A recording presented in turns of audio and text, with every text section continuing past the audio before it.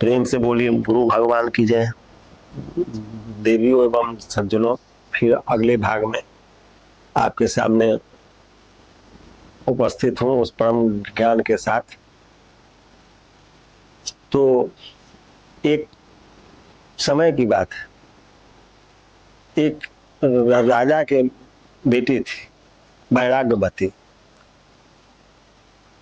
भगवान के बहुत बड़ी भक्त थी, अटूट श्रद्धा के साथ बचपन से ही भगवान के भजन में चिंतन में लगी रहती थी। हर दम हमेशा वैराग्य की बातें करती और ईश्वर में लीन रहती। एकांत में वास करना, कोई भी उसके पास जाता तो वैराग्यपूर्ण ही बात करती थी। तो राजा भी उसके व्यवहार को देखते हुए उसको एक तरफ एक कमरा दे दिए महल में, उसी में वो अपना रहती थी। अपना एकांत में भगवान के भजन चिंतन में मस्त रहती थी। तो उसको बराबर यह चिंता था कि यदि गुरु नहीं मिलेंगे तो ईश्वर नहीं मिलेंगे, गुरु नहीं मिलेंगे तो ईश्वर नहीं मिलेंगे। और ईश्वर से बराबर प्रार्थना करती थी, प्रभु एक गुरु मिल जाए तब ना आप मिलिएगा, क्योंकि पूरे शास्त्रों का निचोड़ है जब तक गुरु नहीं मिलते हैं तब तक ईश्वर नहीं मिलते हैं। इस समस्त शास्त्रों का सिद्धांत।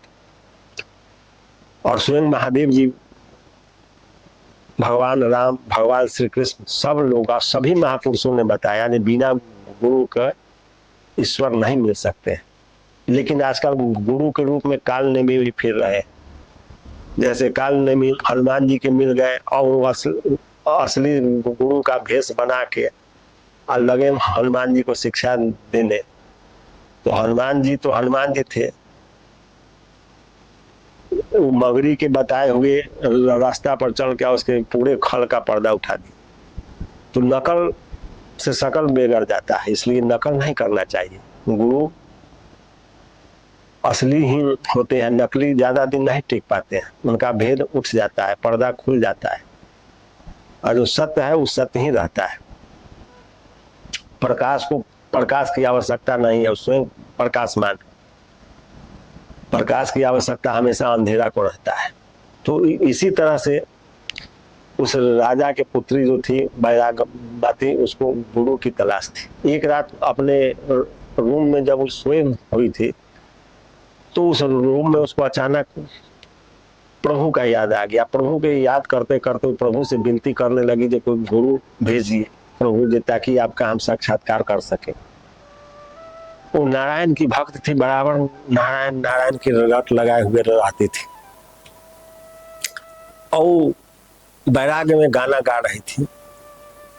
रहना नहीं देश वीराना है, यह संसार कागज की पुड़िया, बूंद पड़े गले जाना है। यह संसार झाड़ा और झांखर, उलझ पुलझ मर जाना है। यह संसार कीट और झाड़ी, आग लगे जली जाना है। कहत कबीर सुनो भाई साधो, सदगुरु नाम ठिकाना है। इसलिए प्रभु से प्रार्थना कर रही थी, हे प्रभु कब सदगुरु मिलेंगे। मुहे लागी लगन गुरु चरणन की, चरण बिना मोहे कछु नहीं भावे, जग माया सब सन्मत की। मुहे लागी लगन गुरु चरणन की। इस तरह से वो अपना भगवान से बातें करते हुए वो अपना भजन में लीन थी। उसी समय उसके घर के पीछे एक चोर नकाब लगा रहा था चोरी करने के लिए। वैराग्यवती के वैराग्य भरी बात सुना तो चोर समझा जे और ये तो राजकुमारी को सदगुरु की आवश्यकता है, तो गुरु की तलाश कर रही है, इससे अच्छा मौका और क्या होगा। उसी समय चोर तुरंत संत का भेष धारण कर लिया। साधु का भेष धारण करना बहुत आसान है, लेकिन साधु बनना बहुत कठिन है। साधु का भेष रावण भी धारण कर लिया था, लेकिन साधु बना नहीं, भेष धारण कर लिया। तो भेष बनाना बहुत आसान है, लेकिन बनना बहुत कठिन। तो तुरंत चोर भेषे तो बनाना है, तुरंत बना लिया। तो उसकी खिड़की के बगल से नारायण हरि नारायण हरि नारायण हरि का आवाज दिया। तो वैराग्यवती सोची जी नारायण हरि का कौन आवाज दे रहा है, तो खिड़की खोली तो एक संत को देखी। वैराग्यवती पूछी जी जल ग्रहण कीजिएगा महाराज। तो संत बोला जी हाँ हाँ एकदम कर सकते हैं, जल तो ग्रहण करेंगे ही। तो फिर कि जल लाने गई, जल लेकर आई तो संत जो था, चोर जो संत बना हुआ था, उस संत पूछा जे क्या तुम किसी से दीक्षा ली है कि नहीं? तो वैराग्यवती कहे नहीं, अभी तक तो दीक्षा नहीं लिए हैं। तो कहा नहीं, तब हम तुम्हारे हाथ से जल नहीं पिएंगे, क्योंकि तुम्हारा हाथ का जल अशुद्ध है। तो वैराग्यवती बोली जी आप भी तो संत हैं, आप ही हमको दीक्षा दे दीजिए और जल पी लीजिए। बिना जल पिए हुए तो आपको जाना उचित नहीं होगा। तो बोला जी हम तो विरक्त संत है, हम तो बैरागी हैं, हम तो घर में दीक्षा देंगे नहीं, हम दीक्षा देंगे तो एकांत जगह। सो तुम यदि दीक्षा लेना चाहती हो तो चलो हम जंगल में दीक्षा देंगे, घर में नहीं। वैराग्यवती तैयार हो गई, वो तो प्रभु के भक्त थे, उसका लगन लगा हुआ था, तैयार हो गई। अब वो तो नहीं समझ रही थी जो चोर है, वो तो समझी जब कोई महापुरुष ही होंगे, कोई भगवान गुरु ही भेज दिए, इसलिए उसके भाव में आ गए। तो चोर कहा कि देखो तुम्हारे घर में जो पैसा गहना है उसको एक थैली में बांध लो और लेकर के चलो, हम तुमको जंगल में दीक्षा देंगे। वैराग्यवती तुरंत अपना सारा सामान एक मोटरी में बांध के, गहना पैसा उसा जो था उसके नजर में सब बांध के और जैसे लेके चोर के साथ चल दी रात्रि में। और चोर लेके गया एक जंगल में, तो वैराग्यवती को एक वृक्ष में बांध दिया और सारा इसके गहना जेवर रुपया पैसा जो लेके गया था सब लेकर जाने लगा। और इसको कहा कि तुम 7 दिन तक बंधी रहो, हो सकता है कि हमको मौका मिला तो बीच में आ जाएंगे, न तो 7वां दिन आएंगे तो हम तुमको खोल देंगे। और चोर अपना मोटरी समिटा चल दिया। तो सुबह हुआ तो राजा चारों तरफ ढूंढने लगे तो ढूंढते ढूंढते ढूंढते भाई राजकुमारी थी कहाँ है, तो जंगल में पता चला कि राजकुमारी एक वृक्ष से बंधी हुई है। तो राजा गए, राजा उसको कहे कि तुम यहाँ कैसे आ गए, तुमको यहाँ कौन बांधा? तो कहा नहीं हमारे गुरुदेव ने बांधे हैं। तो कहा अरे बेटी गुरुदेव जंगल में थोड़ी लाके बांधते हैं, वो जरूर कोई छदम भेष में कोई ठग रहा होगा तुमको गुरु के रूप में। तो कहे जब कुछ भी हो लेकिन वो गुरुदेव है, वो हमको बांध के गए हैं, वो कहे 7वां दिन आएंगे तो हम बंधन खोल देंगे, इससे पहले हम कहीं नहीं जाएंगे। राजा उसको बहुत समझाए लेकिन जिद पर अड़ गई, कहे नहीं या बंधन खोलेंगे तो गुरुए खोलेंगे, नहीं तो बंधन नहीं खुलेगा। राजा बहुत समझाए लेकिन नहीं माने, तो राजा छोड़ दिए उसको।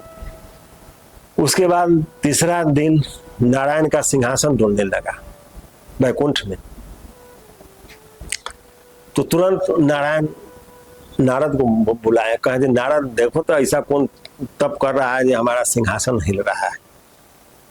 तो नारद तुरंत वहां से चले, अपने दिव्य दृष्टि से पूरी पृथ्वी पर देखने लगे, नारायण नारायण करते इधर से उधर भटकने लगे। तुरंत देख ली जो वैराग्यवती बनी हुई है, तुरंत उसके पास आया, कहे बेटी अरे तुमको इस जंगल में कौन बांध दिया? तो कहा ना ये हमारे गुरुदेव बांधे हैं। तो कहा ना गुरुदेव नहीं, वो तो आचरणहीन आदमी चोर है, वो तुमको ठग के बांध दिया, लाओ बंधन खोल देते हैं। तो कहा नहीं आप बंधन मत खोलिए, बंधन हमारे गुरुदेव ही खोलेंगे क्योंकि गुरुदेव का बांधा हुआ है। तो कहे बेटी वैसे काहे बात कर रही हो, तो गलत आदमी के तुम संगत में पड़ गई, तुमको ठग रहा है, तुम ठगा रहे। तो कहा कुछ भी हो हमारे गुरुदेव बांधे हैं, गुरुदेव ही खोलेंगे। उस गुरुदेव का ही कृपा है जो आप बंधन खोलने आ गए, ना तो इससे पहले आप कहाँ आए थे? तो नारद जी समझ गए कि ये तो जिद पर अड़ी हुई है, तुरंत नारायण के पास गए, कहे प्रभु उसको तो हम कितनों समझाए लेकिन मेरा बात नहीं मानी। तो कह रहा है बंधन जब खोलेंगे तो गुरुदेव है। अब इधर भगवान विष्णु बेचैन होने लगे, अब इनका सिंहासन हिल रहा था, इसलिए कि उसका लौ तो उन्हीं में लगा हुआ था, उसके भीतर वही वास कर रहे थे। वो स्वयं नारायण उठ के आए और कहे कि देखो पुत्री हमारे ही लिए सब लोग तप करते हैं, सारे ऋषि मुनि सब संसार के जितने चराचर सब हम ही को प्राप्त करने के लिए जब तप योग ध्यान करते हैं, हम स्वयं नारायण हैं, लाओ हम तुम्हारा बंधन खोल देते हैं। तो कहा नहीं, बंधन जब भी खोलेंगे तो गुरुदेव ही खोलेंगे, क्योंकि वो बांध के गए हैं, हमको कह के गए, इसलिए हम आपसे बंधन नहीं खोलवाएंगे। नारायण फिर में पड़ गए, नारद जी को कहे जी नारद देखो जी इनके गुरु महाराज कहाँ है। तो भगवान नारायण के कहने पर नारद जी कहें ठीक है प्रभु देखते हैं। तो कहें देखो कहीं ना कहीं होंगे नकाब लगाते हुए, फिर कहीं जुगाड़ करते होंगे सेन काटने का। रात्रि के समय था, तुरंत नारद जी वहां से निकले तो ये घर के पीछे वो अपना चोरी का उपाय कर रहा था, सेटिंग। नारद जी आए, उसको पकड़े, नारायण नारायण चलो तुमको भगवान नारायण बुला रहे हैं। तो कहा जो हम तो चोर हैं, हमको नारायण काहे बुला रहे हैं। तो कहे ना चलो चलो। तो कहा जो हम तो चोरी कर रहे थे, नारायण हमको कैसे खोजने लगे। तो कहा नारायण खोज रहे हैं चलो। जब नारद जी उसको पकड़ के ले गए तो वहां पर जब पहुंचा तो भगवान विष्णु कहे ये गुरुदेव इस भक्त का बंधन खोल दीजिए, अब चोर तो शर्मिंदा में पड़ गया। कहे जी महाराज आप ही के लिए बंधी हुई है, कृपा करके इसका बंधन खोल दीजिए, आप तो परम ज्ञानी महाराज। अब चोर तो शर्मिंदगी से तो उसका कोई ओर छोड़ नहीं रहा।